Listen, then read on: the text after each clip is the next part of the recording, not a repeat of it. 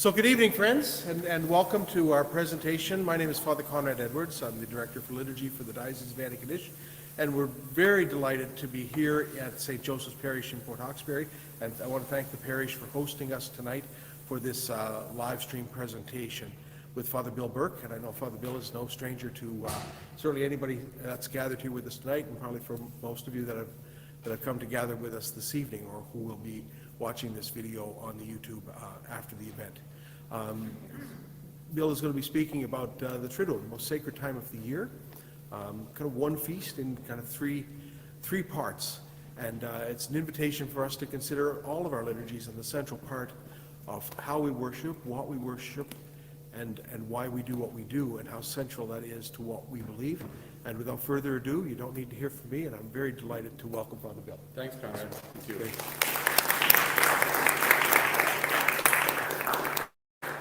You can let me know if there's any problem with this technical. Okay. I'm going to start this off. I want to read something from a book written by a good friend of mine, Father Paul Turner. And it's a scholarly book, so it's not the type of thing you'd sit down with a coffee in the evening and read, because he goes through all that. But anyway, he was writing this book when his mother was actively dying. He finished it. And while she was in hospice dying, this is the preface that he wrote for his book. The title, let's get the right here. Time disappears when someone we love is dying. Day cedes to night without much notice. Activities we have promised to do, we discard instead, like the sweater we doff on a slowly warming afternoon. Routines we never break cease. Something else has taken over our attention, is sitting in our brain, has bound our legs and lowered our head. Nothing else is important but this person who gave meaning to our life and whose threatened passing wicks away the confidence that hitherto steadied our days. Yet no death completely surprises, and each death bestows a deeper understanding of the meaning of life. Holy Week invites the entire Church into the emotional experience of loss, fear, and redemption. We remember the one who died for us. We accompany his waning days, attentive to his final words and actions, discovering anew our love for what is lost and the joy of one who returns. The liturgies of Holy Week are not reenactments of the passion and resurrection of Christ. Rather, they are means by which the faithful enter these mysteries. Each participant will ultimately experience not just the death of a loved one, but the mystery of death itself. Through Holy Week, each believer prepares for the day of the body's destiny and the soul's soaring freedom. That's probably one of the most eloquent things I've ever read about the death of someone we love, and talking about the body's destiny, death, and the soul's soaring freedom, eternal life. When we had our first celebration of the Triduum in Sydney at Marguerite Bourgeois, after the first lockdown, when we finally had people coming back to church, but COVID was still rampant, and we were still washing our hands and wearing masks, and we had to change the practice of the veneration of the cross. We were not allowed to kiss the cross. A lot of people were upset by that. They felt that we were changing a very ancient tradition, and we were, but for good reason.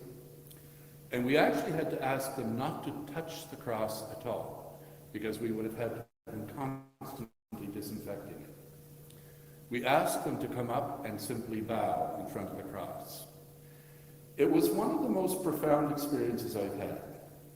Because for many centuries now, we, the disciples of Jesus Christ, we have enacted these solemn rituals of Holy Week for centuries. And we're not celebrating anniversaries. We're celebrating something that's going on here and now. For 45 years now as a priest, I've had the privileged position of watching people come up to the cross during the adoration on Good Friday. Some people thought that day when we asked them to bow instead of to touch and kiss, they thought it was irreverent. I have never seen anyone approach that cross with irreverence. I have never seen anyone come up in a perfunctory manner just to get it over with. From the privileged seat that I have, I see the faces of those coming forward. For some, I know them. It's the first Good Friday since the death of a loved one. It has special significance for them. For others, I'll know a person who's coming up who within the last 3 weeks was given the news of the diagnosis of terminal cancer. Every circumstance is coming to that cross, and in bowing, they hand their lives over to this one who died and rose for us. It's not the celebration of a past event, of an anniversary. It's very much this person now joining their lives and their destiny to this person, Jesus Christ. For those coming up, they're not reenacting an anniversary, an event, as I said. They are not. They are connecting in a very deep way, a very emotional way, with this person, this God-man, who is one of us, and yet is God. So we are not reflecting here on this mystery. We're not reflecting on it. When we celebrate the Triduum, we enter the mystery. We become part of it. In a very real way, we are touched by it. We are being drawn into the mystery of Christ. We are becoming more a part of it. So in these rituals, we realize in a very profound way that we are part of a much, much, much bigger story than the events of our personal lives. We belong to something grand. Our lives, we belong to something richer and eternal. And every time we celebrate liturgy, but particularly every time we celebrate the Triduum, our faith is renewed and enlivened, and we are changed.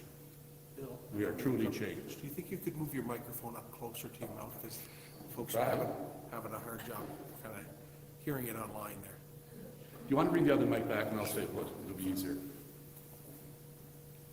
I find it hard to stay still, but I will. Let's do it this way, Conrad. Okay. Sorry about that. No problem.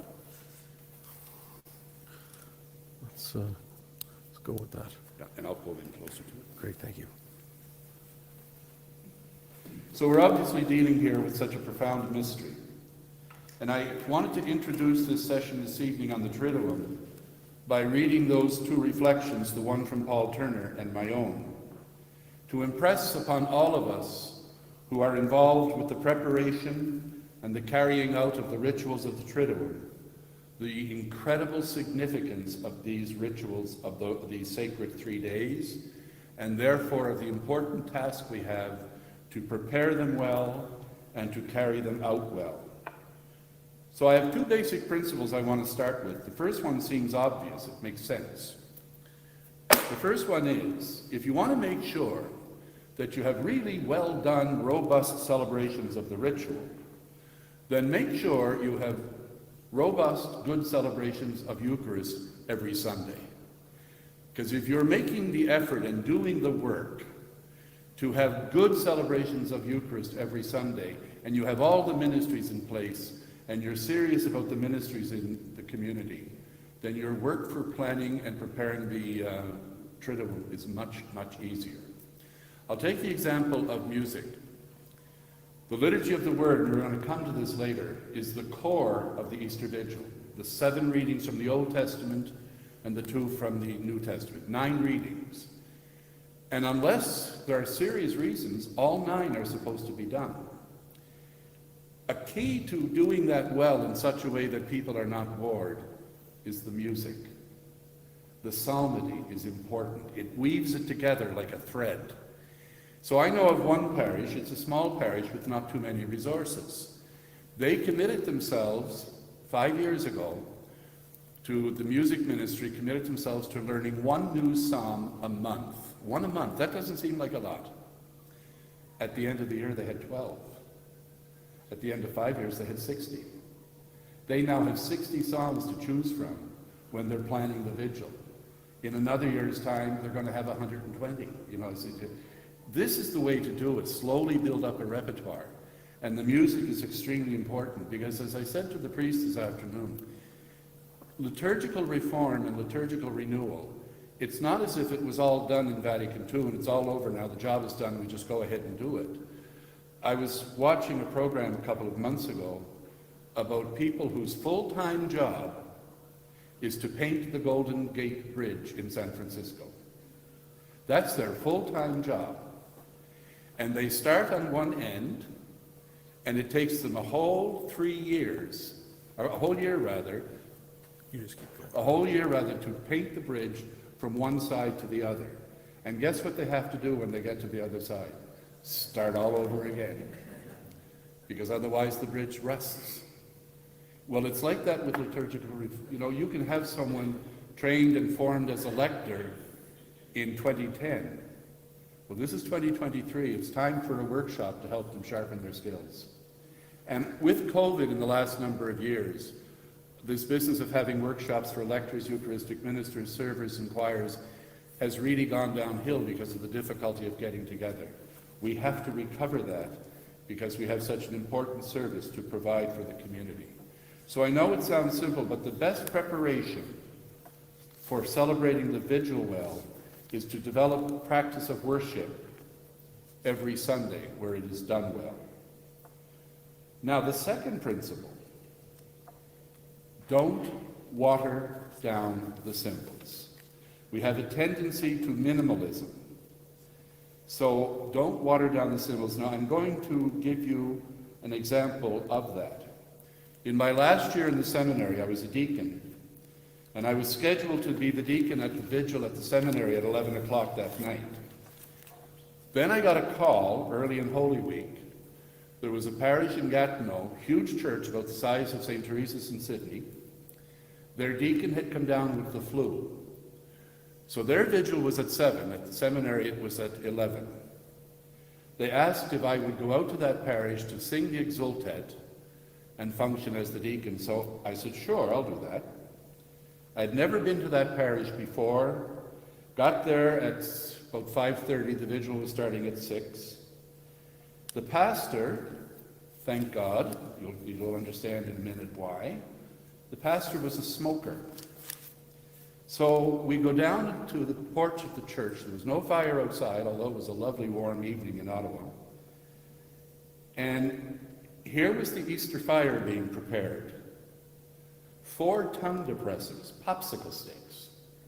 4 tongue depressors cracked in 2, laid on top 3 sheets of paper towel in a Pyrex pie plate. So the pastor takes out his Bic lighter, lights the fire in the pie plate. Before he could end the prayer and light the candle, the fire was all burned out. It was gone. So guess how he lit the Paschal candle? The Bic lighter. But speaking of the candle, it was about 7 or 8 years of age, the candle. It was an old one. It was about 8 inches high. But when you put it in the stand, the cup was 4 inches deep. So all you saw of this Easter candle was 4 inches of wax. That was it. So imagine how I felt singing the Exultet and singing to the praise of this Easter candle, a pillar of fire that glows through the darkness of the night. There was no glowing out of that thing. That's what I talk about of watering down our symbolic language. Liturgy's impact depends completely on robust, powerful symbolic language. Some people think this word symbol means, oh, it just points to the real. It's not real. Not so in liturgy. In liturgy, symbolic language makes the mystery real and present. We use music, silence, gestures such as processions, things like bread, water, oil, and we use song, we use words, we use all of these things together like a dance. And as we perform these rituals using all these elements, they come together to create a symbolic event. And it makes the mystery present and real. Just before Christmas, there's a reading in the Office of Readings by Pope Leo the Great. And in that reading, Pope Leo says, do you think that the people who lived at the time of Christ and they saw him perform the miracles and they heard him preach, do you think they had an advantage over us coming to believe that he was the Son of God? And Leo said, no. Many of them didn't believe even though they saw all that. We are not at any disadvantage these centuries later, because everything that Jesus did while he was present in the flesh on this earth has now passed over into the church and her liturgy. That's what he said. It has passed over into the church and her liturgy. And I want to give you a very real example of that has stayed with me for 46 years. My first year as a priest at St. Anthony's in Glace Bay. Just days before Christmas, we had a horrific hunting accident, and a young 15-year-old boy was killed. Very popular kid in the parish. The parish was just shocked and in deep mourning. The mother of the boy asked her oldest friend, who had been the parish organist and choir director for 60 years, her name was Jessie Dooley.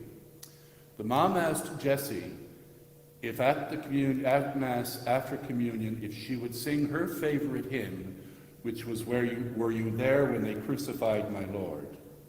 So after communion, Jessie went to the organ and started to play. She could barely finish the first line when she literally just collapsed and started to cry, and she couldn't continue. The choir in that church was downstairs, right in the middle of the congregation. When Jessie couldn't continue, the choir stood up, and they picked up the verse where Jessie had left off. By the end of the verse, then this amazing thing happened. 800 people stood up with the choir, and 800 people started singing the song. And by the way, for those of you who direct music, nobody had a book. They knew the words. Sing songs that people know. So 800 people were there singing. A couple of days after Christmas, I went up to see the boy's mother. And Father Charlie Cameron had preached a homily that day that was memorable. It was one of the finest homilies I've ever heard under those circumstances. And I said to the boy's mother, we're having a cup of tea, I said, you must have been deeply touched by Charlie's homily. And she said to me, oh, for God's sake, Bill, I didn't hear a word he said. She didn't hear a word he said. She was in too much shock. But she said, then I heard the music. And I thought, that can't be Jessie. And she looked up and she said, I saw 800 people singing my song.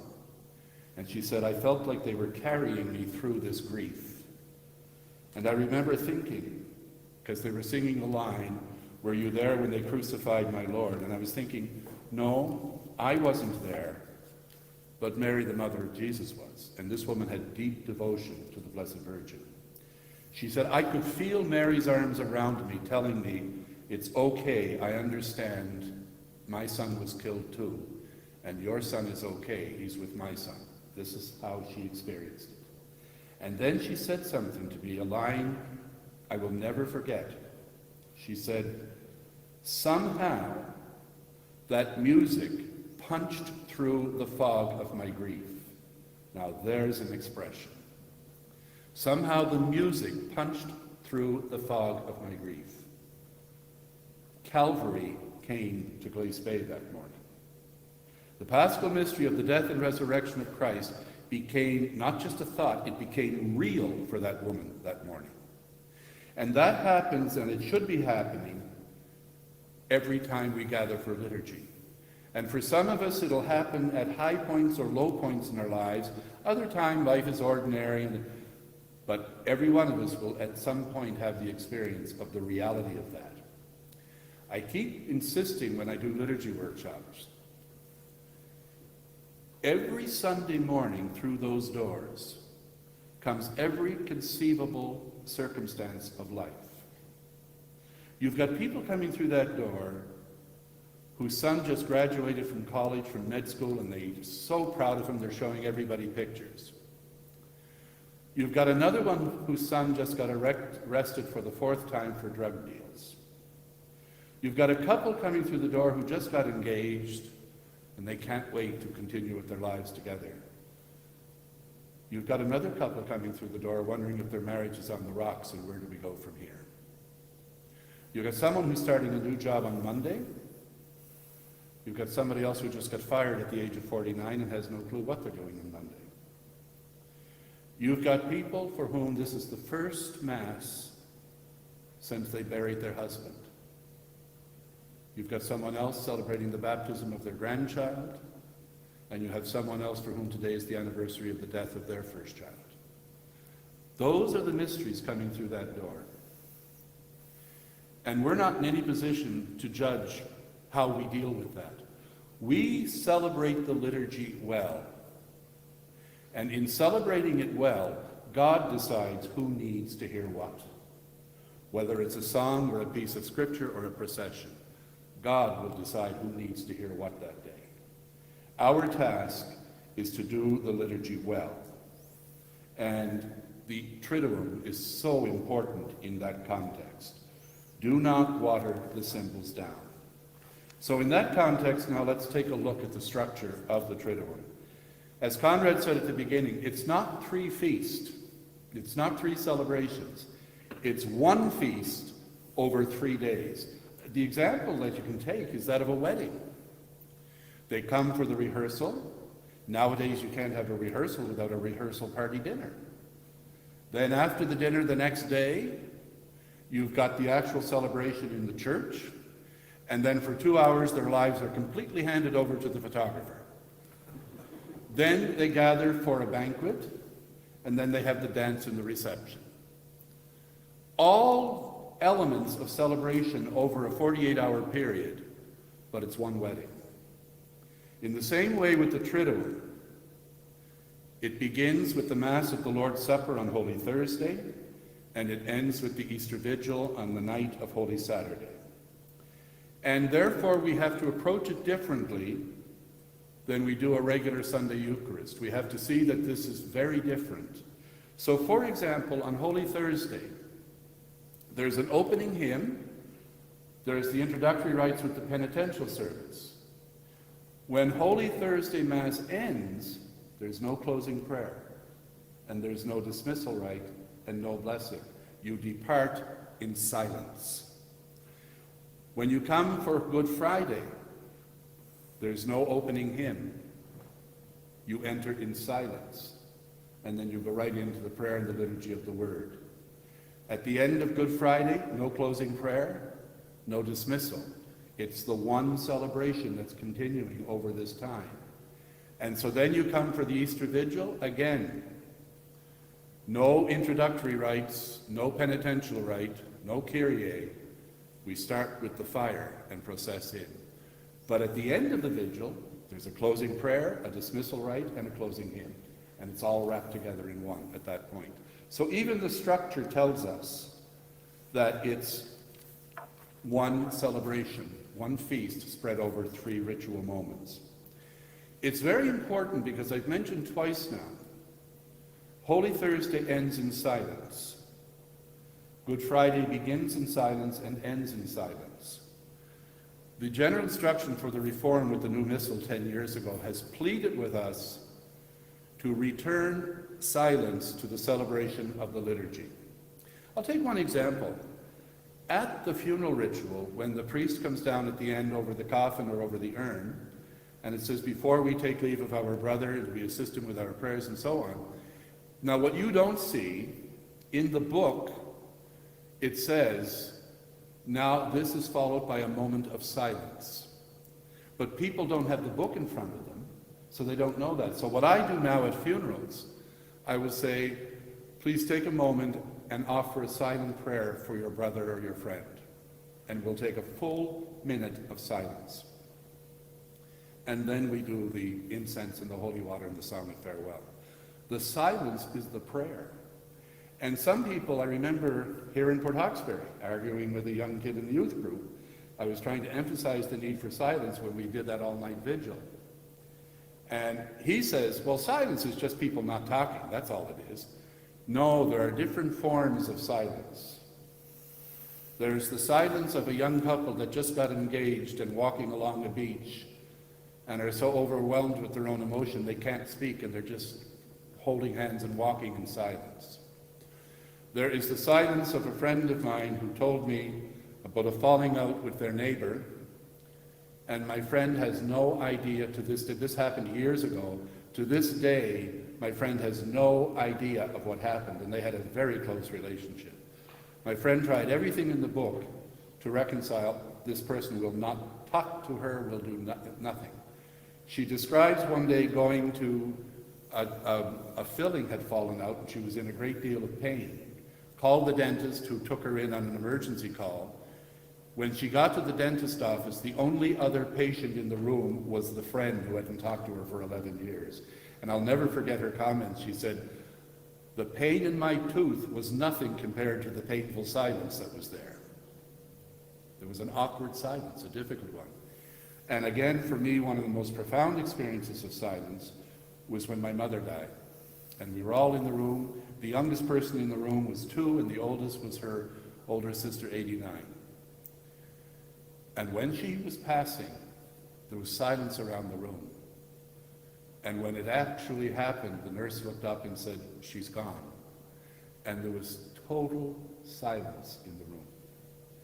My niece Janine, after the funeral, was up at the house, and she said, you know, Uncle Billy, I've known you people all my life, and I feel really close to all of you. I never felt as close as I did when Nanny died and we were all so quiet in that room. Silence communicates. It's not just the absence of speech. There's different types of silence, and it communicates.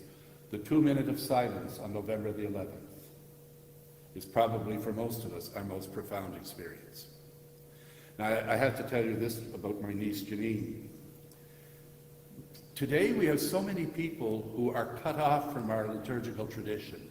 They don't know our symbols and our traditions. So you'll see roadside signs with flowers and teddy bears and crosses, and people who are not familiar anymore with what we do with funerals.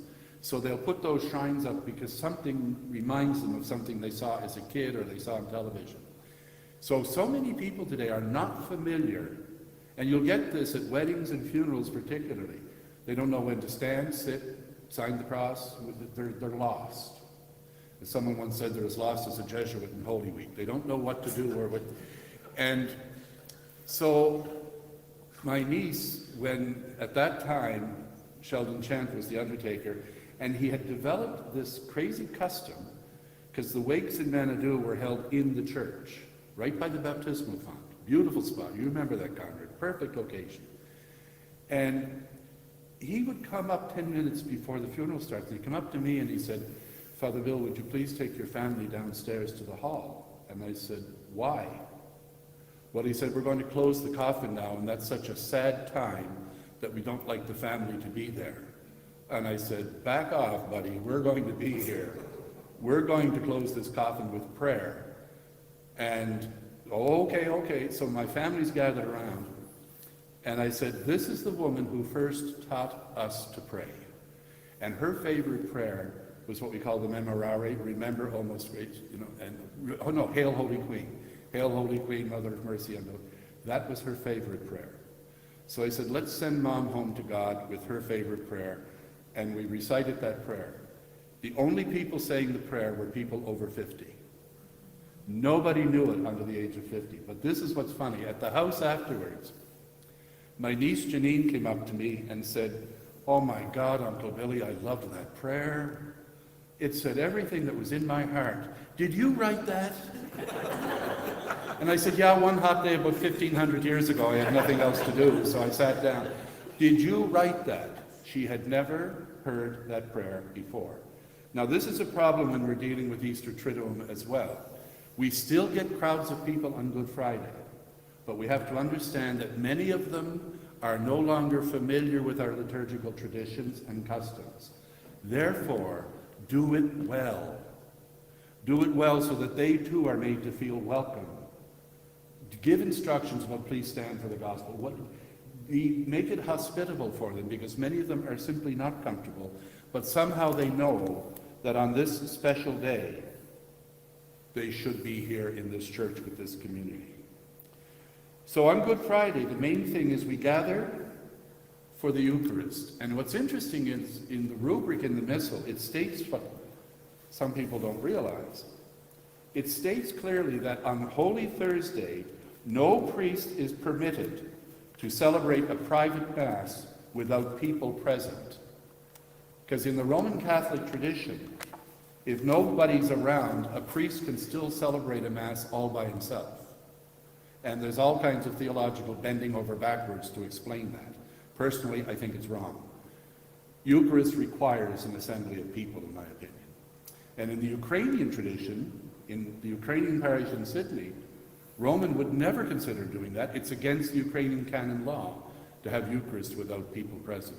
So on this day, it says no priest is permitted to celebrate Mass without people in attendance. But then it says this: on this day, people should receive communion from the bread that was consecrated at that Mass. Not that was consecrated 2 weeks ago and it's in the tabernacle. The rubric states that before Mass starts, the tabernacle is to be emptied, the Blessed Sacrament is to be put into a ciborium and taken to a safe and reverent place, locked perhaps in the sacristy, but the tabernacle is to be emptied and the door of the tabernacle left open. And there's a very simple explanation. There was no tabernacle at the Last Supper. We should be giving, and what's interesting with the rubric, and it says this in the general instruction of the Roman Missal, people should be given communion from bread consecrated at that Mass, which priests are obliged to do. When I'm celebrating Mass any time of the year, I am not allowed to take communion from a host brought from the tabernacle. I have to consume the host that was consecrated at that Mass. The host in the tabernacle are for communion to the sick. So it's interesting that on Holy Thursday, we've maintained the oldest tradition of feeding people the body of Christ from elements that were consecrated at that Mass. When it comes to the Gloria, ring the bells. It's an old tradition that says we are now entering into this sacred time. And not just one bell, get a number of bells and ring the bell outside, not just in the church. And let the community know that we're entering into a sacred time here. So ring the bells all through the Gloria, not just at the beginning, all through. I was laughing with Father Charlie Cameron today because he was the first priest I was with when I was ordained. Holy Thursday wasn't bad. We'd ring the bells at 7:30 at St. Anthony's in number 11. But we had a late night vigil. And by the time the Gloria came around after all the readings, it was about midnight, and we rang the huge bell in the belfry of St. Anthony's. And we got so many complaints from the miners who had just come home from back shift, and we woke them all up. So the following year, we rang the bells in the church, but not outside. So you've got to know your community. But it says, organ and musical instruments are to be remain silent until Easter, except to support the song of the assembly. So where an organ or guitar is needed to support the singing, you use it. But you don't have organ preludes and you don't have nice organ pieces in between. You keep it very simple and stark.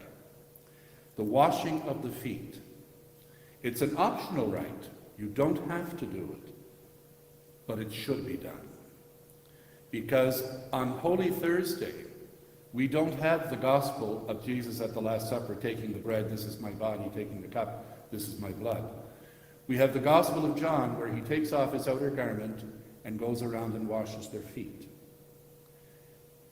It should not be an overdone thing. It shouldn't go on for 25 minutes. And you don't need 12 people. You're not reinventing the 12 apostles here. You're doing a ritual that says we are called to wash each other's feet. We are called to serve the needs of the community and of each other. So even if you have 6 people, it doesn't matter. It's the ritual gesture that speaks of that. And where the explanation really should come is in the priest homily. The priest should be preaching a homily about that business of service. But I want to tell you a little interesting thing here. Before I came back to Sydney 10 years ago, I had spent 7 years in Ottawa at the National Liturgy Office for the Bishops. And somehow in the United States, starting around 2007, 2008, people started reading Latin text from 1956, where the Latin says, for washing of the feet, viri selecti, come to have their feet washed, which means chosen men. Viri in Latin means men, not humans, men. The American bishops had clarified that in 1988 and said in those days we talked about men, but now we include women. So women, but then about 2007, 2008, I don't know why, this group in the States got on a kick about women should not have their feet washed, only men. Well, of course, that little argument started spilling over into Canada as well. And coming Holy Week, for years, for 3 or 4 years, every year at Holy Week, I would get these angry emails at my office. Why are you not putting an end to this terrible practice, illegal practice of women getting their feet washed? And like I gave up trying to explain it because there was no talking to them. And I said, please contact your local bishop. And I'd get an answer back. I tried him and he won't listen to me. I wonder why. Anyway, on the 19th of March, 2013, a man by the name of Jorge Bergoglio was installed as the Bishop of Rome, Pope Francis I. 10 days later, Papa Francisco goes off to a juvenile jail, a prison for teenagers, and on full television washes the feet of 10 teenagers, half of whom are girls, 2 of whom are Muslim. I never got an email again. Just put an end to it, you know? But it's funny about some of the things we will fight about liturgy on Sunday, and then again for the Triduum. When Pius XII restored the vigil in 1951, in the accompanying letter he said, how have we let secondary things become so important as to cloud the primary things? So when women having their feet washed became so important that it became an issue that divided the church, thank God, God is as patient as God is. Because that's a secondary thing theologically, but it's important pastorally, because it was another one of those areas where we were discriminating against women. And for what? So anyway, like I say, Francis put an end to that. At the end of Holy Thursday, we have the procession. Now, when I was here, didn't we do it and take the Blessed Sacrament to the sacristy? Is that what you did here? You did over there, okay. It's not benediction. You're not allowed to use a monstrance. You're not even supposed, you just take incense and a candle, you go through the church, people are singing Pange Lingua or what, and you place the Blessed Sacrament in the temporary tabernacle, you incense it, you pray, and you leave. It's not benediction, it's a very simple ritual. And then after that, but it also says silence, and I was glad, Conrad, I brought that up this afternoon, because Conrad told me that what he did here, we want people to be silent when they're leaving the church on Holy Thursday, and we want them to be silent when they're coming in on Good Friday. So you put a poster up at the door, right? When they were leaving, it was a poster, please maintain silence. And then coming on Friday, you just turned it around, please maintain. So I'm going to be doing that this year in Sydney, that works. Then we come to Good Friday. Now, after Holy Thursday Mass, the altar is stripped. Everything's taken off the altar and away the candlesticks, everything goes. The sanctuary should be as bare as possible. And then we come to the celebration of Friday. We come in silence. Incense is not used. We gather. The highlight is the reading of the Passion. We have a situation in the lectionary where you can have up to 4 readers doing the Passion. In our parish, we've decided to restrict it to 2, the priest and the narrator. Because sometimes with 4, it loses its cohesiveness. Now, in other parishes, they do it very well, no problem. But I just find with the 2, when we get together prior to Holy Week and we practice, because this proclamation of the Passion is so central to the Good Friday service. And then we have the 10 long intercessions. The intercessory prayer, the prayer of the faithful, disappeared from the church for over 1,400 years. It was always part of the Eucharist in the early church. It disappeared about 1,400 years ago. Paul VI restored it to Sunday Mass regularly. Now you don't think of a Sunday Mass without prayer of the faithful. It's back. It never left Good Friday. Those long prayers of intercession were always part of the Good Friday service. And you see the structure. It's in 2 parts. The lector, the lector will introduce it. Let us pray for the Church of God, for our Pope Francis, and so on. A moment of silence, keep the silence, and then the priest will conclude it, or the deacon, with the prayer itself. Preferably chanted or sung, but that depends on whether the priest and deacon can sing. There is nothing worse than listening to someone trying to sing who can't. So if they can't, tell them to read it.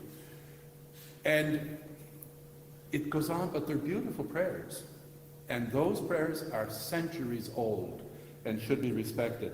The rubric says that after the introduction, the deacon may say, let us kneel for a moment, let us stand. The rubric is optional. And I've never used it because I find it breaks, you're hearing kneelers going up and down and clunking, and you hear knees clunking and creaking with it. So I just find it's easier to have the introduction, a moment of silence, and then the prayer. And then comes the high point of the ritual of the day, the adoration of the cross. It's not the adoration of a crucifix. It's the veneration of a cross. And the new rite says the cross, not a crucifix. And it should be a large cross that draws people's attention.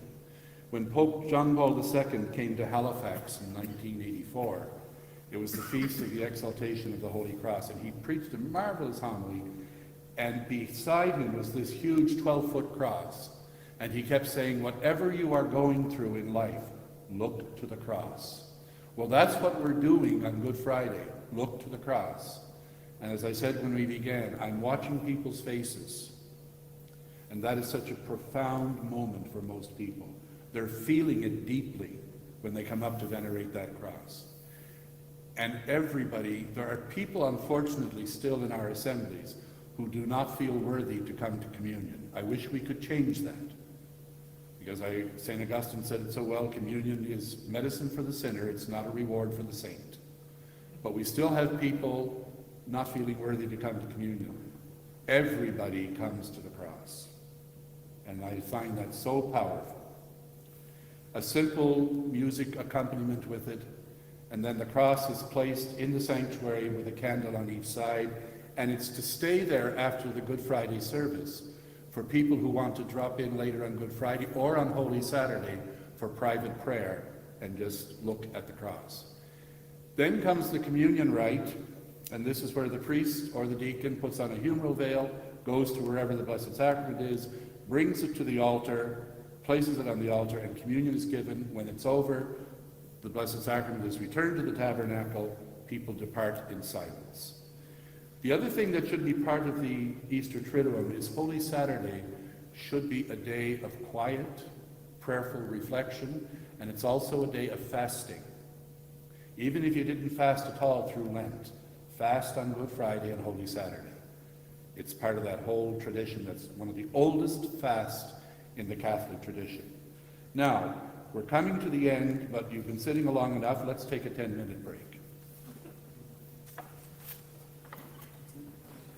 Want to turn that on or off? I think we'll leave it on. Okay. We may try to alter the sound here. Okay, sure. I've got a thought with that.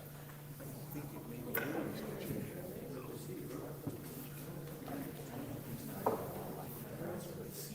But I can't tell if I can start sending audio.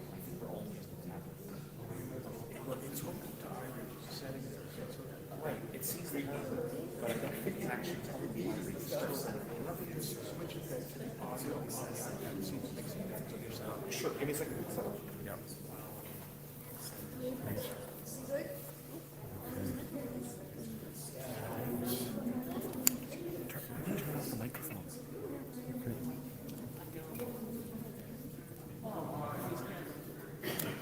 There we go. Okay, audio. And I'm just going to go to. I still hear you. Yeah, I wonder, can you hear me any better with that? Does that make any difference at all? We've all been using this. Let me just try this thing. Does that make any difference on the audio production? That's a little better. That's a little better. Then we'll go with that. Yeah, I think it's this cable. I think it's the issue. I think there's I know that there were some issues one time I used it downstairs. I didn't know, so it might be just the length. It might be just the length of cable or whatever. So I noticed this because I'm using this. You should be seeing signal hit okay. Yeah. And I noticed we're constantly on low. And Yeah. usually that happens when it's got power. Yeah, but it's because not. it usually peaks. Right? Yeah. Usually that happens when it's we've got it set up in power, but it's not actually telling it to send any data. So we'll just go with that. It should be it should be close enough. You just learned about me to change it. Yeah. Somebody dropped a coffee. I know. I go through a dozen of them before my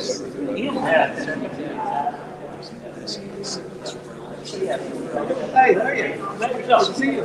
Hi, Kevin. How you doing? Good.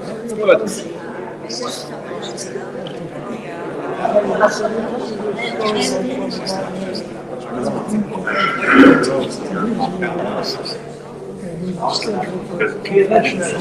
make any sense. Don't make any sense to comment.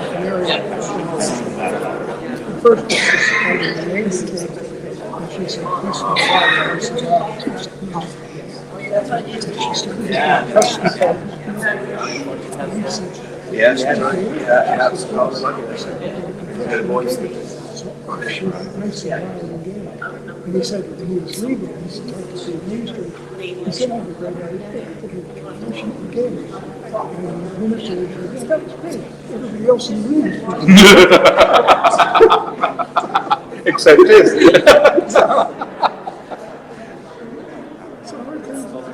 Busy, Kevin, busy. Funerals. I've never had so many funerals. It's 4 parishes. So it stands to reason, but oh my gosh, it's a lot. This presentation is excellent. Oh, good. I remember the years we were here, we used to look forward to it.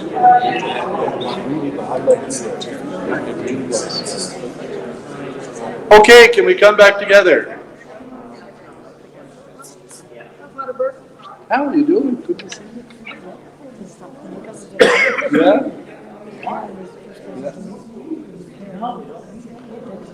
Oh, I know. Do you guys still have the choir? Yes. Good for you.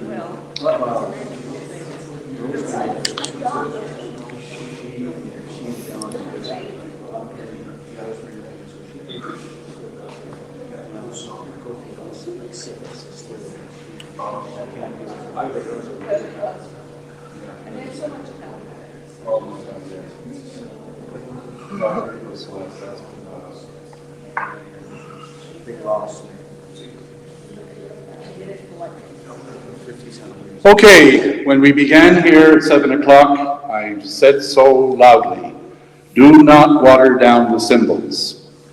One of the most important symbols, symbolic expressions for the Easter Vigil is the time. The rubric, both in 1951, repeated in 1956, and a letter from Rome reminding us in very strict terms in 1988 that the vigil is a celebration that is to be done totally in the dark. It cannot begin before sunset, and it must end before sunrise on Saturday morning. It cannot be done at 4 in the afternoon. It is not just a glorified Saturday evening Mass like we do every week.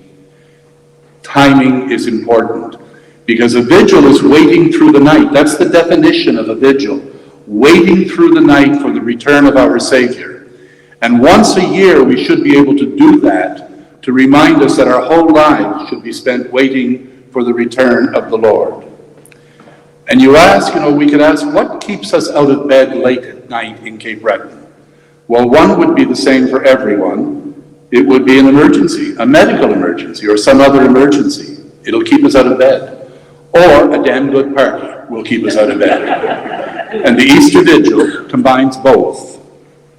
The circular letter of 1988 insisted that this is not optional. The vigil must be celebrated in the dark. About 15 years ago, when I was working in Ottawa, I had a call from the Sisters of Presentation Mother House in Edmonton. They wanted me to do a retreat for the sisters at the Mother House, and they wanted the retreat during Holy Week. So I said, sure. And they said, well, since you're going to be here for the retreat, why don't you preside at all of the Triduum celebrations, Thursday, Friday, and the Vigil? And I said, sure, no problem. So when it came time to get ready for the Easter Vigil, now, April in Edmonton, which is pretty far north, it doesn't get dark until after 10. So here we are, they're planning the vigil at 7 o'clock in the evening on this beautiful warm spring day in full sunshine. And I said to the sister in charge, I said, it loses its punch when you have a new fire and a candlelight service in full sunlight. Just for this once, couldn't we possibly do this late at night? And she said, oh, no, Father. Most of our sisters are old and they go to bed early. And I thought, okay, that's a serious reason. I've got to respect that. So we had the vigil at 7. When the vigil was over, we went down to their dining room for a little lunch, lovely lunch prepared. I'm sitting at a table with a group of the sisters, one of whom is the oldest sister at the convent. She's 102, but she has all her marbles. So everybody was saying what a beautiful liturgy it was, and I said, yeah, I really enjoyed that. I said, I still regret that we didn't do it later at night in order to have the impact of the service of the fire and the candles in the darkness. But I had to understand that most of the sisters here are old, and they go to bed early.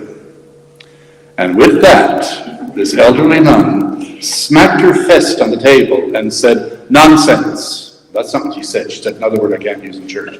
Nonsense. When Gretzky's in the playoffs, we damn well stay up late at night. Boy, I'll tell you, that stuck home.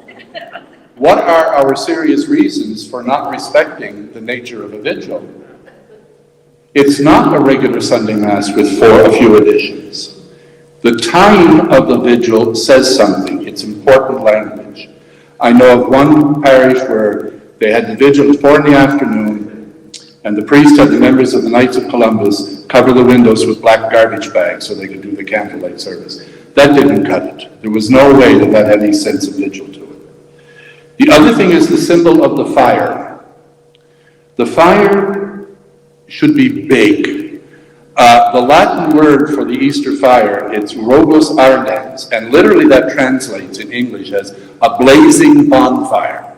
That's what it says, robus ardens, a blazing bonfire.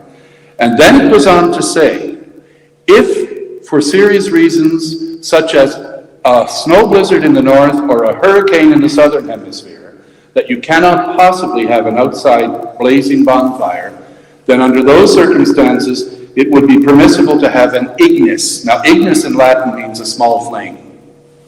Robus ardens means a blazing bonfire. For serious circumstances, we can use a small flame, but most of the time, it should be a blazing bonfire.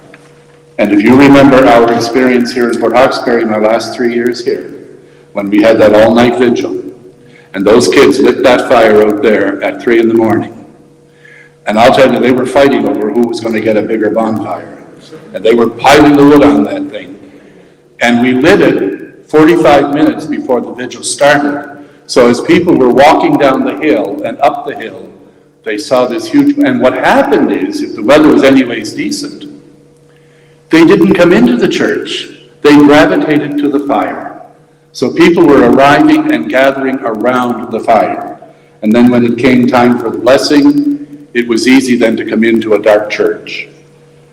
The full meaning of a vigil, as I said, is waiting for the Lord through the night.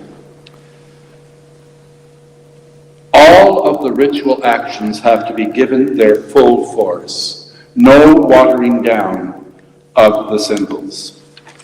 Then the Easter Vigil begins with the blessing of the fire, and this is more something for the priest to have heard this afternoon. The rubric now insists that we do the old traditional thing of cutting into the wax the sign of the cross, Alpha, Omega, and the 4 numerals of the year. That had done away with for a while. It's now back.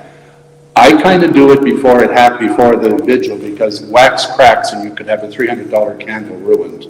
So we do it, and then I just finish the process at the vigil. That's more a ritual for the priest. What had happened over the years, and I'm scared that we're starting to see it again. Over the centuries, the vigil in the first century, we have descriptions of the all-night vigil beginning at sundown, which was 6 o'clock in the Middle East. All through the night, people gathered and they prayed and they sang psalms, they listened to scripture. Then, in the early hours of the morning, the catechumens went out with the bishop to a baptistry that was separate from the main church. And you go to Europe, you'll still see this. Baptistries across the square, and then the church over here. And they would go down into the pool and be baptized. They'd come out of the pool. The bishop would anoint them with muron, with chrism, with the oil. And then they'd be led into church with people crying and clapping and singing and joyfully welcoming them into the body of Christ and dressing them in the new white robes. We have descriptions of that incredible celebration all night long. Once baptisms got separated from the Easter Vigil, things started getting watered down. Reading started getting shortened, prayer started getting, and the time kept getting pushed back, so that eventually it was now midnight, then 11, then 10, then 9, then 8, then 7. By the early 19th century, believe it or not, this is true, the vigil was celebrated on Holy Saturday in the morning at 10 o'clock. Saturday morning.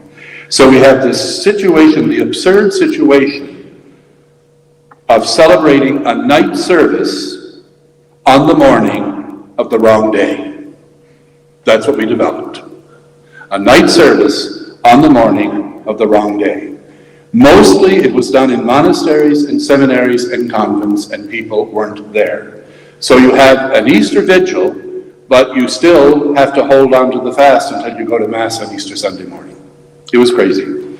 So that was part of the reason for Pius XII to reform the Easter Vigil. Then we come to the Liturgy of the Word. There are 9 readings, 7 Old Testament and 2 from the New. Again, and I'm not a rubricist, I'm very flexible depending on the circumstances.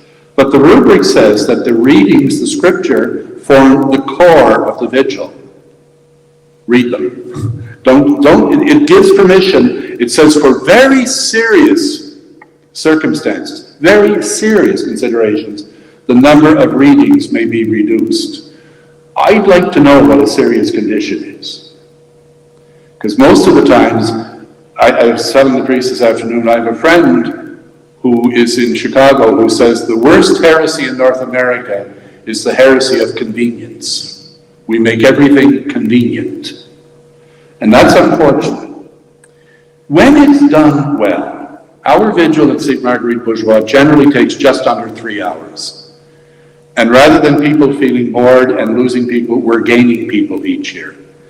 Because my experience is this: not everybody wants to go to the vigil, but there are masses around the Sydney area on Holy Saturday at 6, 7 in the evening, and they're out of there in an hour, and that's fine. People want that, they can go for that.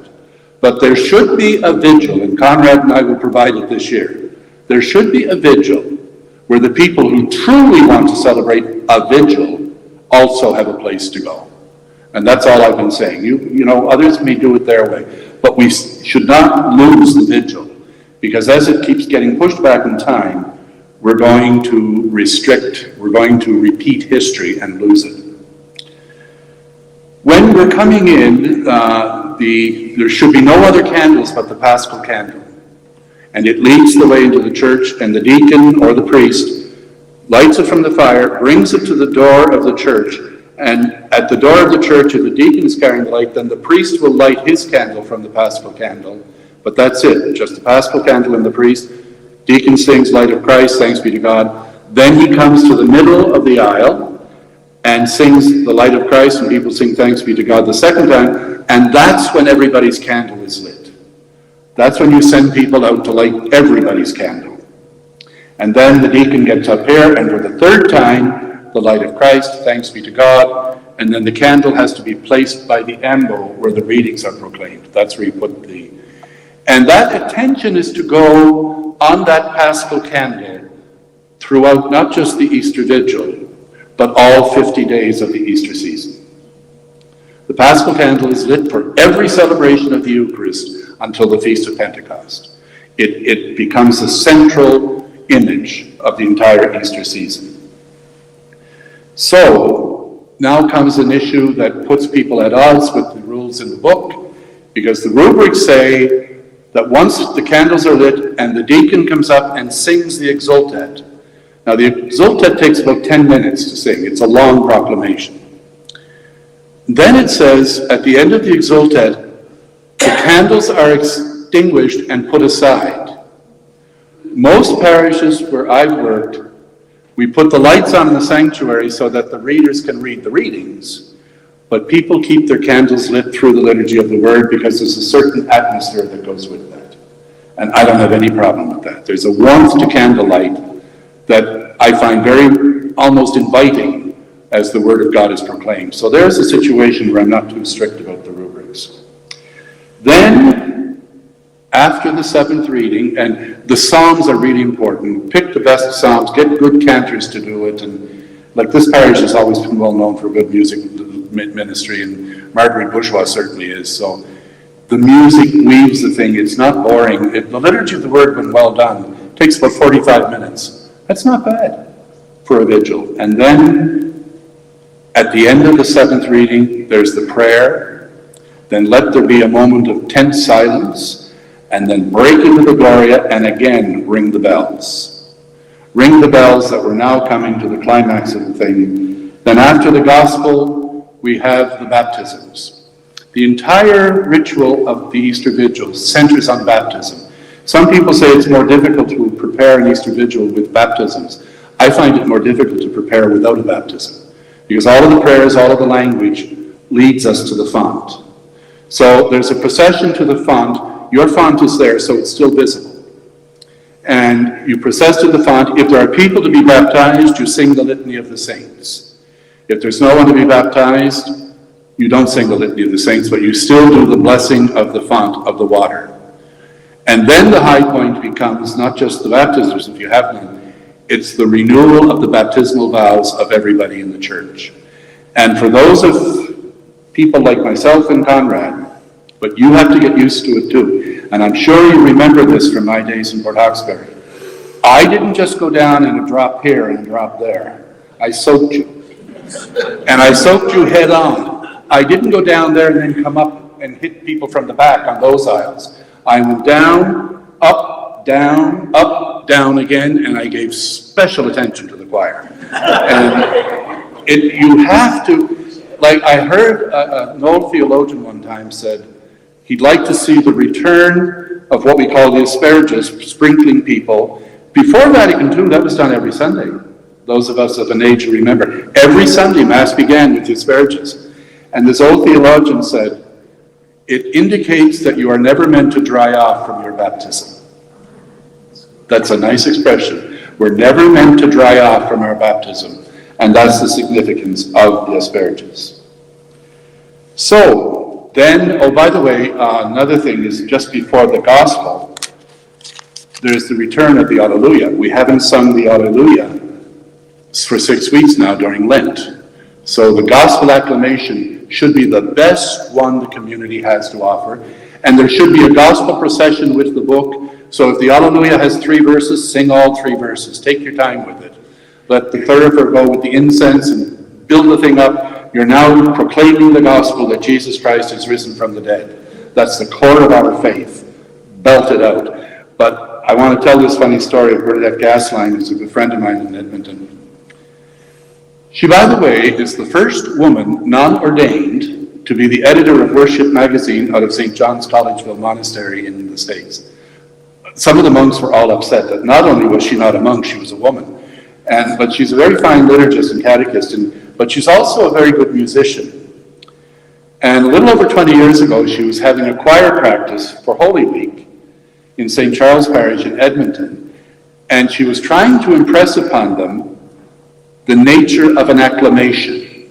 And she kept saying, it's not a hymn, it's a shout of glory, it's not a hymn. And she's trying, and then they'd sing the, no, she said, you're not getting it. There was one man, because the playoffs were on, and unbeknownst to Bernadette, he had an earpiece listening to the hockey game. And she said, okay, let's try this Alleluia again. And with that, from the back row, you hear, he scores! And Bernadette said, that's an acclamation. And that's how I want the Alleluia done. So that's a great story of acclamation. So anyway, then Mass continues with communion. Unfortunately, with COVID, we're not able to have communion from the cup again yet. For I think it might be quite some time before we see the return of the cup, which I think is very tragic, but have to keep people safe too. And then Mass ends. Now, for some of you who are not from Port Hawkesbury, I want to just give you a brief overview of the experience we had here in 2020, 21, and 22. We had an all-night vigil. We started talking about it in 1998. 2 years before we did it, we started talking about it. We first talked about it at our liturgy committee meeting, where we said, what can we do to celebrate the Easter Triduum more robustly and more meaningfully? We all read the documents. We took the document from Pius, we read it. What is the church asking us to do? They're asking us to baptize? Let's baptize. They're asking us to do the liturgy of the word in its completeness? Let's do all 9 readings. And therefore, let's get the psalmody in place. And we just took everything that it said and said, let's do this the way the church asks us to do it. So we decided then, we started talking about an all-night vigil. And how we did that, because we had such an active youth group. We had about 60 kids in our youth group. It was powerful. But when we were ready to go with it in 2020, I started talking about it right after Christmas. I announced it to the parish on the feast of the baptism of the Lord. Well, it was the talk of the town for about 2 weeks. Some people said, oh man, that's great. Most said, you're nuts. And Bishop Colin Campbell was one of the ones who said, you're nuts. And I said, if it doesn't work, we won't do it again, but we're going to give it a shot. We had the KOC involved, we had the CWL involved, and we had the kids involved, we had the catechetical program involved. And we lit the fire. That year we lit it at 3:30 and the vigil started at 4. The following year we pulled it up a bit closer to 3 because we were not finished before sunrise and we wanted to be. So that first year, we had about 3/4 of this church filled. That's a lot of people in the first year. So I ran into Colin Campbell about 3 weeks later at a meeting and he said, how did that stupid vigil of yours go? And I said, we had more people than I've ever had before. We had about 3/4 of the church there. And he said, a fluke, they won't come next year. Next year we did it again. And this time, the KOC provided free breakfast for everybody at the vigil. Remember that, Kevin? As we were distributing communion at about just before 6 in the morning, the smell of fresh coffee and bacon came up into the church. So you're giving out the body of Christ, watching people salivate. Very real. Again, a few weeks later, I bumped into the bishop. How'd it go? I said, and that year we literally had to put some chairs at the back of the church. The church was full. And I told him that. He said, free food. And I said, hey, it worked for Jesus, it'll work for us. Then we did it the following year.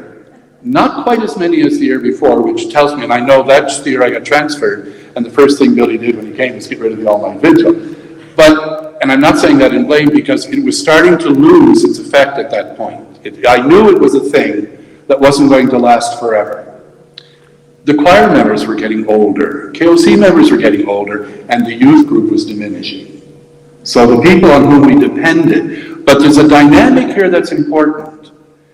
I think our parishes have to sit down early in the year, September, and look ahead to the Triduum and say, what can we do as a parish to do what the documents ask us to do? And you're not going to repeat the experience here in Hawkesbury, but you'll find another way that's appropriate for your, and it doesn't have to be all night, but you may decide, we're going to go from 10 at night till 1 in the morning. You may get a group to serve it, whatever is appropriate to your community. But it's important that we start off with the conviction that this celebration of the Triduum is the heartbeat of our Catholic liturgical year. It's the heartbeat, and what we can do to build it up. And I just want to mention one final thing. The importance of doing things beautifully. One of my professors at Notre Dame used to say, if we truly believe that liturgy is so serious, then we have to take it seriously. But then he added, we should be serious about liturgy, but not neurotic. Mistakes happen. A child will scream at the worst possible moment. Something will fall off the altar and break. Mistakes happen. The great faith will not be destroyed. But our attitude has to be one of taking it seriously and reverently. And Timothy Ratcliffe, the British theologian, one of my favorites, said once, he was talking about music, architecture, statuary, paintings, everything. And he said, beauty gives us a whiff of the kingdom. I love that phrase. It gives us a whiff of the kingdom. And why that phrase stuck out for me was from 68 till 71, I taught school in West Africa, in Ghana. And I was assigned to a school in the middle of the rainforest, about 300 miles away from the ocean. I grew up in Manadoo. I never lived more than 100 feet from the Atlantic Ocean. This was the first time I was away from it. And after 3 years, I got on a plane. I was anxious to get home. I flew from Accra to London, London to Montreal, Montreal to Sydney on the old EPA airline. When we landed in Sydney, the flight attendant opened the door, and for the first time in my life, I actually smelled salt air. I grew up with it. I didn't smell it. That morning, I smelt it. And I turned to the woman sitting next to me and I said, now I know I'm home. So when I read that phrase of Timothy Ratcliffe, beauty gives us a whiff of the kingdom. And Pope Benedict said the same thing in his encyclical Sacramentum Caritatis. He said, when we encounter beauty, we touch the kingdom of heaven, because beauty has its source in God.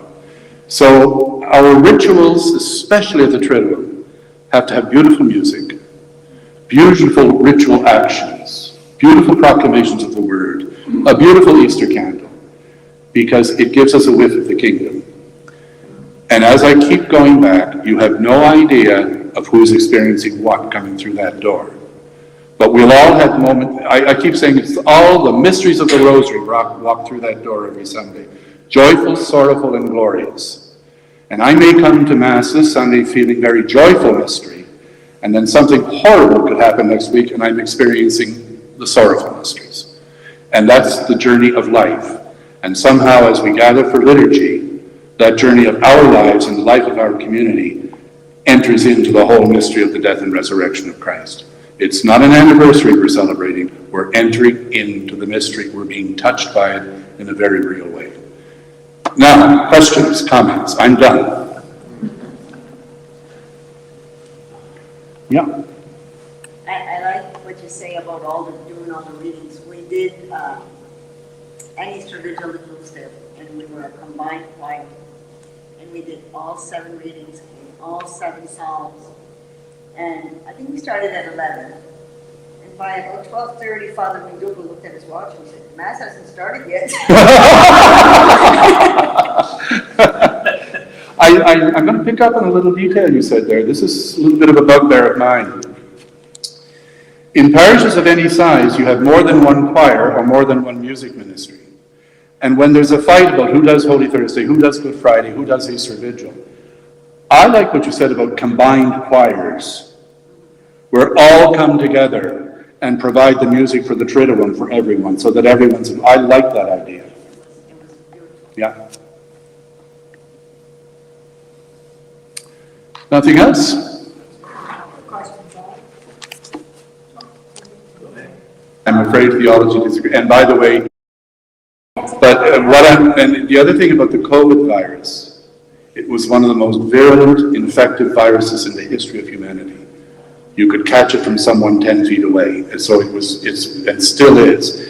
However, what we're saying is, I'm going to use theological terms here, and I can't help it. Transubstantiation means that the wine mysteriously and sacramentally becomes the real blood of Christ. It's called substance and accident, but the physical thing is called, that remains wine that is capable of carrying germs. And that's the official teaching of the church and always has been. So it's not as if your faith is going to protect. Saint Milan, Conrad? Ambrose.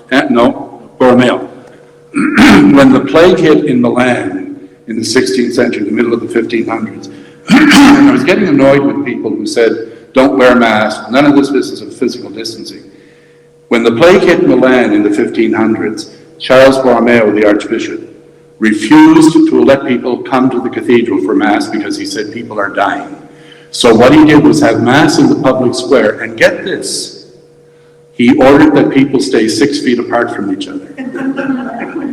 400 years ago, you know.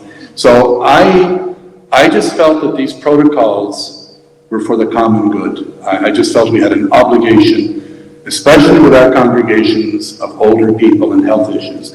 I felt we had a serious obligation. And no one was happier with the restoration of the cup than I was. But at this point, we have to be practical. The way the Ukrainians do it is interesting. He has a spoon. He has a piece of bread in the spoon, dips it in the wine, you put your head back, open your mouth, and he literally pours it into your mouth. And the Ukrainians have been doing that for years. So we might have to take something and learn it from our Ukrainian brothers and sisters.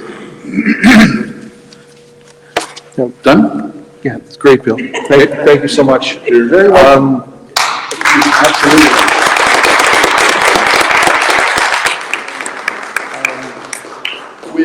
With luscious thoughts of bacon and coffee, you've given us a whiff of what's possible. But more than that, more than just that kind of humor, with your own reference to the deep tradition of the church, with the documents, with what we have learned, with our own best practice, what we know deep within our being of what's necessary that keeps us alive. You've managed to connect all of those pieces to say that what we celebrate is really deeply intimate with our entire lives and what we experience. And for that, I think in your own way, you've kind of given us a whiff of the possibility of the kingdom, that we can touch part of that in the way we celebrate. So I'm very grateful that you've agreed to be here tonight to give us this presentation. So many thanks. Very welcome. It's a pleasure to do it. And for those of you that are online, I know that we've had some experience of sound. We're hoping that maybe with some post-production, we may fix the front end of this. So we may over the next few days take a look at that. But thanks for being with us, and thanks for joining. We hope this will be helpful. And this video, of course, will be here. I don't want to say forever, that's a long time, but it'll be there, and hope folks will access it and use it in their parishes. Have a great night. Thank you so much.